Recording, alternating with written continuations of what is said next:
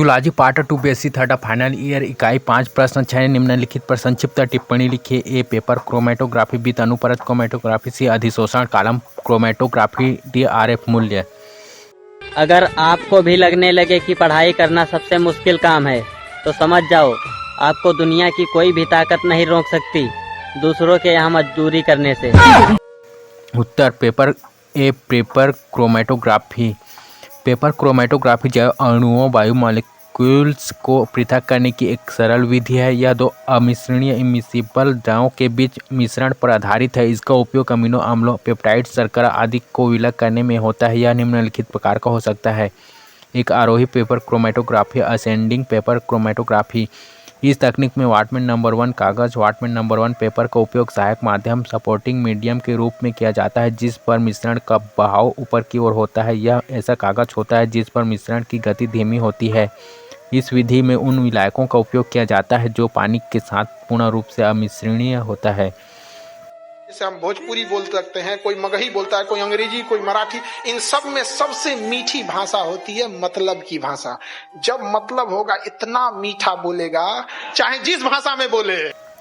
प्रयोग के समय पेपर की पट्टी के एक सिरे पर लगभग 3 सेंटीमीटर ऊपर पेंसिल से एक लकीर खींच दी जाती है। लकीर पर एक बिंदु चिन्हित कर दिया जाता है। इस बिंदु पर घोल के मिश्रण की एक बूंद जिसे पृथक करना है डाल दी जाती है। प्रतिदर्श सैंपल मिश्रण को कागज पर डालने की विधि बहुत निर्णायक होती है। प्रतिदर्श का अंकन कई बार किया जाता है परंतु प्रत्येक बार मिश्रण को सुखाना आवश्यक होता है। इसके लिए गर्म अथवा ठंडी हवा का उपयोग किया जाता है। अब इस सुखाए हुए कागज को एक वायुरोधी एयरटाइट बेलनाकार जार अथवा टैंक में रखा जाता है। इसमें विलायक का द्रव्य घोल भरा होता है। कागज को जार में इस प्रकार लटकाया जाता है कि अंकित मिश्रण नीचे की ओर हो। सावधानी रखी जाती है कि अंकित मिश्रण विलायक के स्तर के नीचे न हो बल्कि केवल कागज के किनारे को छूता रहे। अगर जिस दिन अपनी रॉयल्टी देखनी है, अपनी औकात देखनी है, बहुत कड़ा वर्ड का यूज कर रहे हैं, अपनी औकात देखनी है तो अपने पिताजी का पैसा इस्तेमाल करना छोड़ दीजिए। शाम तक आपको अपनी औकात समझ में आ जाएगी। आप अपना पेट नहीं पाल सकते हैं, प्यार करने निकले हैं। शाहजहां ने भी ताजमहल बनवाया था तो खुद के पैसे से। जब कागज पर विलायक लगभग 2-3 सेंटीमीटर चला जाता है तो कागज को सावधानीपूर्वक टैंक से निकाल लिया जाता है। इसे अब क्रोमेटोग्राम कहते हैं। यदि मिश्रण के अवयव रंगीन होते हैं जैसे क्लोरोफिल, जेंथोफिल, कैरोटीनाइड आदि तो उन्हें क्रोमेटोग्राम पर आसानी से पहचाना जा सकता है। परंतु यदि ये रंगहीन होते हैं तो पेपर को विशिष्ट रसायनों से अभिरंजित कर मिश्रण के अवयवों को पहचाना जाता है। उदाहरणार्थ प्रोटीन, पेप्टाइड अथवा अमीनो अम्लों को पहचानने के लिए हाइड्रीन घोल का उपयोग किया जाता है। शर्कराओं को पहचानने के लिए पोटेशियम मैग्नीज फास्फेट का उपयोग किया जाता है। अभिक्रिया के फलस्वरूप जहाँ जहाँ भी यौगिक होते हैं वहाँ वहाँ रंगीन अंकन या चिन्ह दिखाई देते हैं। अब इस कागज को विकसित क्रोमेटोग्राम, डेवलप्ड क्रोमेटोग्राम कहते हैं। जिस दिन बहुत ज्यादा तकलीफ होगा ना, आंसू नहीं निकलेगा। भगवान ना करे कि उस तकलीफ से कोई गुजरो, लेकिन जिस दिन रियल में तकलीफ होगा ना उस दिन आंसू नहीं निकलेगा, उस दिन दिल रोएगा। क्रोमेटोग्राम पर यौगिकों द्वारा तय की गई दूरी लाक्षणिक होती है। इसे यौगिकों को पहचानने में उपयोग में लाया जाता है। यौगिक द्वारा चली गई दूरी तथा विलायक के द्वारा तय की गई दूरी के अनुपात को आरएफ मान कहते हैं। इसे निम्नलिखित समीकरण द्वारा प्रस्तुत किया जाता है। आरएफ इक्वल्ट यौगिकों द्वारा पेपर पर तय की गई दूरी अपान विलायक द्वारा पेपर पर तय की गई दूरी। आरएफ इक्वल्ट मान का उपयोग यौगिकों को पहचानने में किया जाता है। Hey, y'all, come look at this.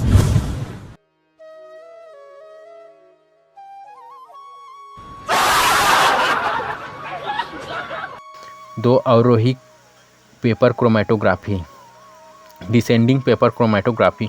यह विधि आरोही असेंडिंग पेपर क्रोमेटोग्राफी के समान ही है परंतु कागज पर अंकित मिश्रण को जार के ऊपर की ओर रखा जाता है। साथ ही विलायक को जार के पेंदी में नहीं रखा जाता है।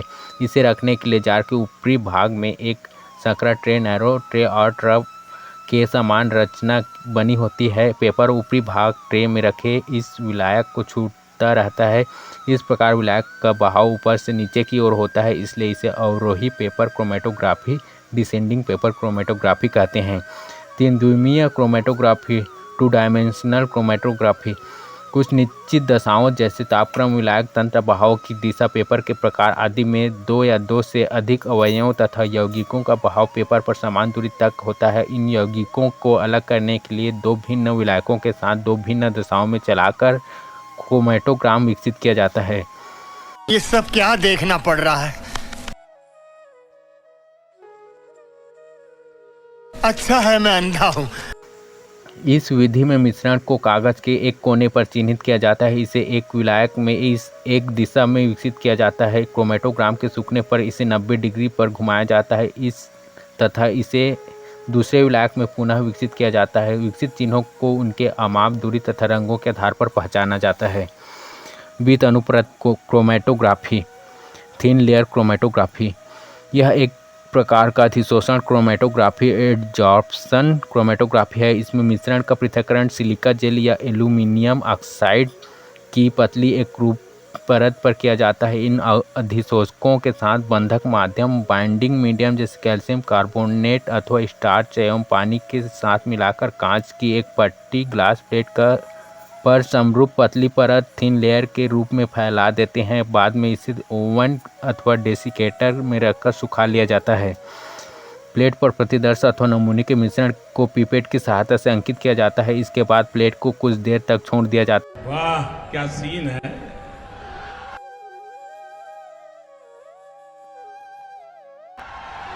वाह क्या सीन है। ताकि विलायक वाष्प के रूप में ऊपर उड़ जाए।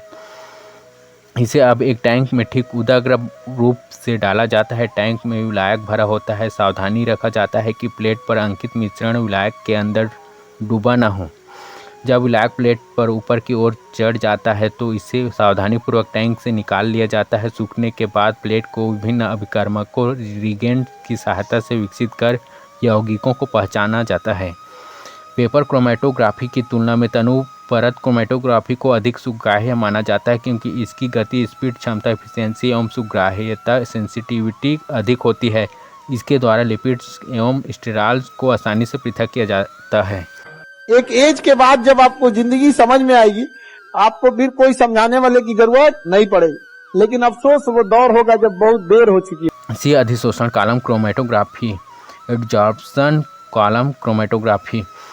क्रोमैटोग्राफी की इस विधि में विभिन्न प्रकार के यौगिकों के अधिशोषण एब्जॉर्प्शन के लिए उदासीन पदार्थ से बने ठोस कॉलम का उपयोग किया जाता है।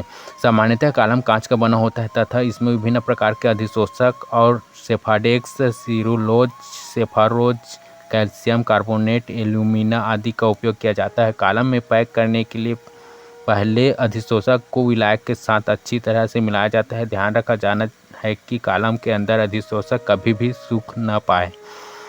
प्रक्रिया के प्रारंभ में कॉलम के ऊपर से विलायक में प्रतिदर्श अथवा नमूने के मिश्रण के लगभग 1 मिलीलीटर घोल को धीरे धीरे डाला जाता है। विलायक कॉलम के निचले भाग से बूंद बूंद नीचे गिरता है। कॉलम में धीरे धीरे विलायक प्रवाहित किया जाता है। इसे इस प्रकार से व्यवस्थित किया जाता है कि कॉलम के ऊपर से विलायक के प्रवाह की दर इसके नीचे निकलने की दर के बराबर हो। जहां भी रहे एक इंसान बन के रहिएगा। देखिए, जाति, धर्म, अमीरी, गरीबी, ये सब चीजें को थोड़ा साइड कीजिएगा। समाज को अब जब उम्र होगा ना तो तब आपको समाज का कुछ चीजें समझ में आएंगे। बड़े बुजुर्गों के साथ बैठिएगा। उनकी निगाहें कमजोर होती है लेकिन आंखें, वो इंसान बड़ा अच्छे से पहचान। विलायक के प्रवाह के कारण कॉलम के निचले हिस्से से निकलने वाले विलायक के निश्चित आयतन के फ्रैक्शन को अलग अलग परख नलियों में इकट्ठा कर लिया जाता है। यदि नमूने के अवयव रंगीन होते हैं तो रंग के आधार पर इसकी पहचान की जाती है। यदि अवयव रंगीन नहीं होते हैं तो फ्रैक्शन में अवयव अथवा यौगिक की मात्रा का मापन स्पेक्ट्रोफोटोमेट्रिक विधि द्वारा किया जाता है। तू समझा? हाँ।